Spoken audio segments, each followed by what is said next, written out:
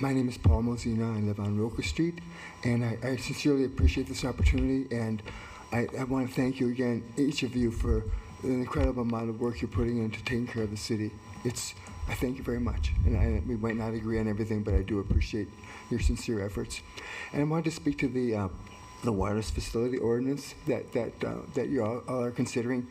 And I listened to the May 2nd meeting. I happened to be out of town, but I listened to it, and I heard the acting city attorney say that regarding the role of the League of Oregon Cities in the formulation of the model ordinance that is the backbone of the ordinance that you're looking at.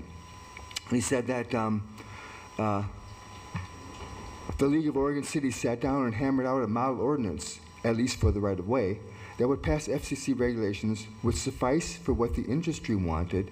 And so it really was a compromise. It was not something they did in league. He interrupts himself. There's a lot of people feel, or at least it's been stated in here, that somehow they are in league or that they're working as partners with the industry, when it is quite the opposite. It was the League of Oregon Cities trying to develop an ordinance in which most cities, blah, blah, blah. Well, you know, when you look at the League of Oregon Cities model ordinance, there's an acknowledgement page at the end. And there are 24 acknowledgements given. 10 of them are to industry representatives: Verizon, AT&T, US Cellular, T-Mobile. 4 of them are industry lawyers or site developers, and the other 10 are municipalities. They're administrators from municipalities. There's nobody representing the concerns of the people. And your ordinance is adopting verbatim the whereas clauses from the League of Oregon Cities, and it shows how obsequious this League of Oregon Cities is to the telecommunications industry. Whereas the city desires to encourage wireless infrastructure investment. Whereas the city recognizes that small wireless facilities are needed. Whereas the city recognizes that the wireless industry needs small wireless facilities deployed in a public way. You know, this is absolutely in the pocket of the telecommunications industry and the language that they're putting in to justify what they're doing. And I looked into this, and what they're doing is they're going to route fiber to a telephone pole, put a modem and a router on there. That's what that wireless communication is. It's a modem. It's a router. And when you go onto Oak Street and Siskiyou Boulevard, you're going to see the router from US Cellular here, the router from Verizon there, the router from T-Mobile over there, and the router for Verizon in another corner. And if you happen to be at the intersection of those 4 routers, you may be subjected to 4 simultaneous 32 gigabyte radio frequency radiation waves. We're gonna make the downtown area a toxic, polluted environment. Thank you for your time. I really appreciate it. Thank you. Ashland resident Kelly Marcotulli, and I'm here tonight. But before I get started, here's a meter, and when I hold this meter to this little laptop, you can hear the meter increase in radiation levels. If I bring it up, you can see it in red, and if I put it to anybody's cell phone, it would be flashing over here, and you keep adding in all the radiation from all the cell phones and all the Wi-Fi, and you get a clearer picture of the soup that we swim in. So I'm here tonight to give my personal testimony on what it means to be electrosensitive, what the causes are, and their effects on my body.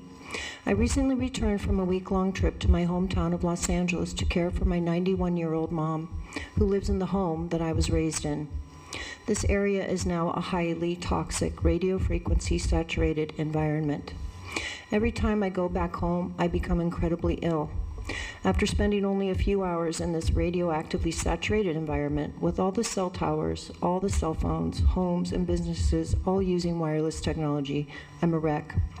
Sadly, it has become evident that caring for my mom in LA is impossible, as I can't risk my personal health to do so. The symptoms of my condition vary. My body responds with a bad case of insomnia. I am simply unable to sleep.